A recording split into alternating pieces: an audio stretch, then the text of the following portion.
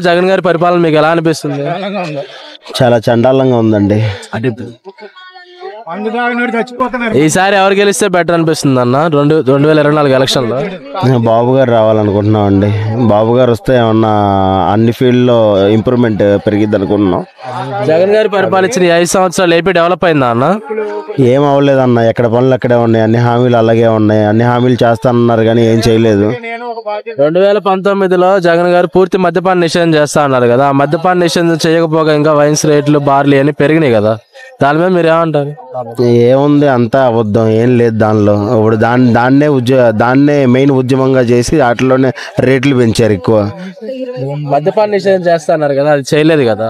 అవునవును, మద్యపానం చేయలేదు, చేయకుండా ఇంకా అట్లనే రేట్లు పెంచి ట్యాక్స్లు అని అని చెప్పి అవి ఇచ్చేస్తున్నారు. అది అంతే, ఇంకేం. యువతకి ఉద్యోగ అవకాశాలు ఎలా ఉన్నాయి అంటారు ఈ ప్రభుత్వంలో? ఇప్పుడేం లేవు అయ్యా, బాబు గారు వస్తే ఏమన్నా వస్తాయి. అది అందుకనే మేము తిరుగుతున్నాం బాబు గారి కోసం. అది ఈ 5 సంవత్సరాల్లో